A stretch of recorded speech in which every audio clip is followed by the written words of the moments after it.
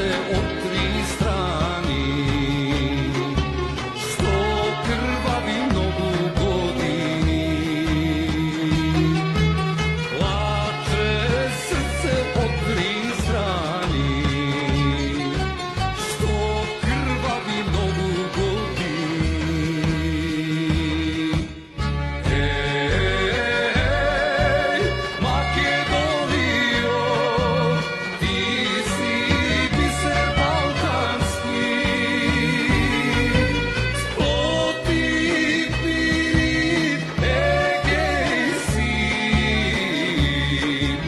so bistri vodi bardarski.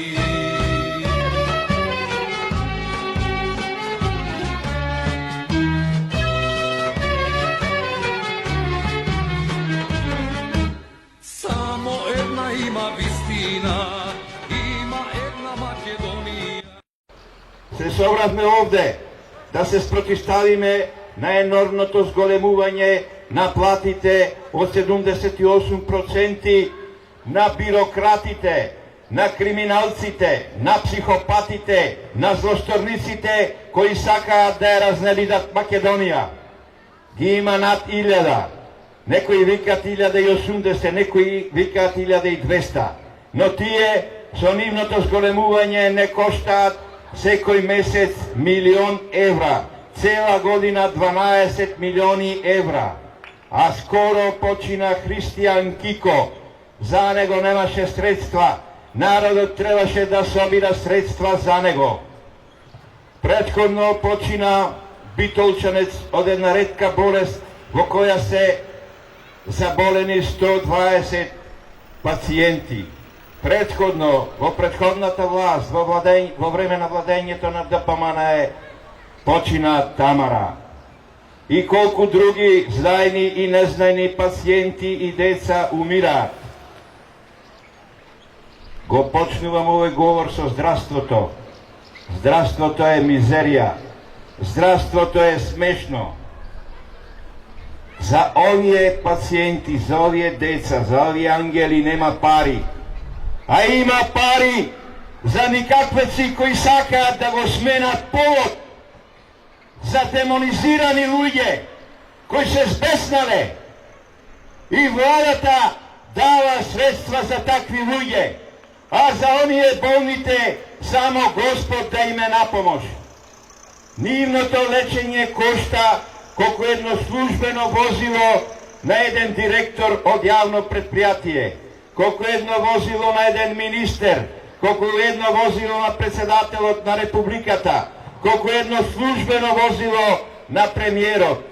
Секој премиер, секој функционер, секој министер, секој градоначалник, кога ќе дојде и купува ново возило. Не се знае колку службени возила има во Македонија, а само едно јавно предпријатие има повеќе службени возила од колку владата на една Белгија или на една Холандија, кои се многу побогати од нас. Зошто е ова вака? Затоа што сакаат криминалните банди, елитите на СДС, ДУИ и ДПМН да владеат вечно. Затоа што сакаат да бидат господари на злото. Затоа што сакаат да го уништат народот на Македонија. Затоа што поставиле криминален изборен систем, нефункционален за народот, туку за нив, лично за нив. Тоа се вика едноумие, диктатура, тиранија, апсолутизам. Тој апсолутизам создава партизација, непотизам, непринципиелност, некомпетентност. Ние сме собрани како представници на народот и од народот. Демократија значи владење на народот. Каде што има народно собрание кое ќе му служи на народот, народна влада која исто така ќе му служи на народот и народен суд избран од народот. Затоа се потребни отворени изборни листи без праг, равномерно финансирање на сите партии кои влегле во процесот на избори, еднакво финансирање на сите партии, еднаква медиумска застапеност на сите партии, контрола на гласачките места кои ги има 3480. Потребно е тој параван од каде што гласаат да се тргни, да не отвораат веќе заокружени гласачки ливчиња кои им ги даваат партиите за да го потврдат или да го оправдаат нивното вработување, нивното партиско запослување, за да не можат да го вратат бланко ливчето, празното ливче, а да го внесат она кое што им го дале. И тука прават фалсификат. Фалсификуваат ливчина за избори, ги фалсификуваат изборите, фалсификуваат и попис, се фалсификуваат. Нивниот принцип на владење е фалсификат. Лажат, крадат и убиваат. Лажат, крадат и убиваат. Вршат геноцид врз граѓаните на оваа држава. Зошто лажат? Затоа што кога ќе отворат уста, а да не излажат. Пред избори лажат дека во Македонија ќе потече мед и млеко. Кога ќе победат на избори, исти се како предходните. Значи пред избори глумат светци, а кога ќе дојдат на власт се демони. Крадат, се крадат, преку извршители, преку овие брзи кредити, преку лажната транзиција, која е фактички грабеж, која се учи во средните економски училишта насекаде во светот. Крадат се и се што, да можат да ви влезат дома и вас да ве украдат, да ве продат за органи. Крадат и немаат мака, отвореа од крадење. Убиваат, како убиваат? Доскоро Македонија беше една од најзагадените држави во Европа, а немаме никаква индустрија. Носеа отпад од странство, за кој земеа големи пари и не труеа. Тоа е геноцид. Не убиваат. Не убиваат на секој начин. Не убиваат во судството. Не убиваат преку администрацијата. Македонија има 150 до 200.000 администрација со 2 милиони жители.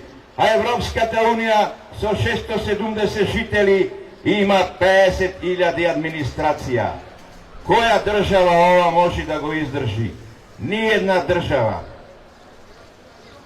Народе, свестете се, разбудете се, одберете живот или робство, одберете живот или проклетство, одберете слобода или робство. Разбудете се, на секое место во секое време спротивставете се на неправдата. Гледате како одбираат обвинители. Со незавршен правен факултет синовите на функционерите ги ставаат за обвинители. Правосудниот систем имаше 8% доверба од народот. Сега има 3 до 4%. Како што оди вака ќе имат и 0%. Дали ни е потребно такво судство? Судските ходници се лавиринти на пековот.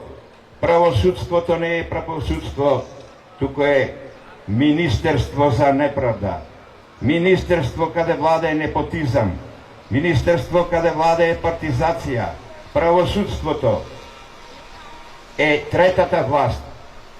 Но тие се инфилтрирани во сите институции, од законодавна, извршна, судска, локална и финансова власт. Тие не работат самостојно, тие меѓу себе се договараат. Трите големи партии, на никој од нив не им фали влакно. Македонија стана позната на топ листите во Европа, можеби и во светот, по најголем број неписмени, по најголем број умрени новороденчиња, по најголем број на абортуси, по најголем број на се она што не е добро. Ако не сме први, на врвот на топ листата сме. Но да ви кажам нешто, Македонија е прва на топ листата на религиозни граѓани, а на 5-то место во светот. Замислете, ние сме пред една католичка Шпанија, пред една католичка Италија, пред една протестантска Америка, пред една протестантска Германија и Шведска, пред една католичка Полска. Зошто е тоа така? Затоа што 32 години не носат во амбис, во провалија. Затоа што народот престана да им верува. Затоа што народот се надева само на Бога. Само во Бога бара спас. Но народе, немојте да се повлекувате. Борбата е ваша. Ако македонецот е трпелив и смирен, не значи дека секој ќе му се качува на глава. Македонија имаше восстание за слобода. Македонија е духовна империја. Македонија е учителка на светот. Македонија е манастир на светот. Свестете се, не се предавајте. Израел кога се формира како еврејска држава 1948 година, за нецели 20 години 1967 година беше регионална сила. Го победи Египет, ја победи Сирија со 2 милиони жители, а Египет имаше околу 50 милиони жители. Силата е во народот, не се предавајте. Некој ќе речи, доста критикуваш, доста негативно зборуваш. Не, јас сум добро информиран, затоа ги зборувам овие факти. Но решение постои. Сега ќе се обратам на оние психопати, криминалци, злосторници, кои се нашака народ, ги нема повеќе од 100, кои го држат во робство, во окупација целиот систем во Македонија. Вие, кои сакате се да заграбите, кои сакате и душата на обичниот човек да ме земите, кои живеете од потта и од крвта на работникот, кои извршивте криминална приватизација, кои извршивте плачкање на банките, кои сега им пуштате извршители преку нотали на народот. Се тоа ви е проклето. Никој не однесол ништо в гроб.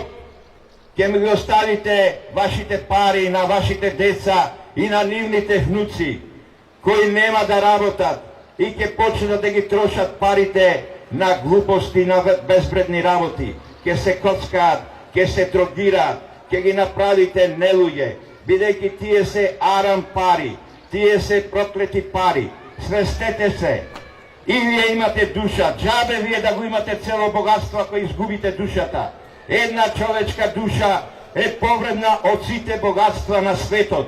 Запамтете, кај Бога една душа е многу повредна, бидејќи ќе дојде ден на судот, кога ќе треба да давате отчет за тоа што сте го правеле. Тој ден ќе биде тежок ден. Се вели дека и најхрабрите во тој ден ќе плачат. Ништо нема да ви помага вашето богатство. Адвокат нема да ве спаси. Свестете се сега. Вратете го краденото. Помогнете на оваа држава да застане на здрави нозе. Вие само лошо му правите на вашите деца доколку продолжите да крадите. Свестете се. Бидејќи Бог ќе створи ново небо и нова земја. И таму ќе видат вредни душите на секој човек. Еве го решението за вашата грамзивост, за вашето лакомство, за вашето безсознание, бидејќи вие треба духовно да се обратите. Обраќањето ваше треба да биде во овој момент, сега. Помогнете му на оваа држава и на овој народ да застанат на здрави нозе. Врадете го она што сте го зеле, бидејќи доаѓа време кога апостолот Јован во Апокалипсата или Откровение го слуша од Господ Бог, каде оние праведници настрадале заради правдата, каде оние праведници им се стемнало и гледаат што се случува на земја и му викаат на Господ: до кога, Господе, ќе трпиш оваа неправда? А Господ им одговара: уште малку, но ќе ви дадам шанса, тие што прават зло, да ве газат како грозија во каца. Господе, благословија Македонија и прошири ги незините меги и раката Твоја да биде врз неа da ne uništi nikakvo zlo. Amin.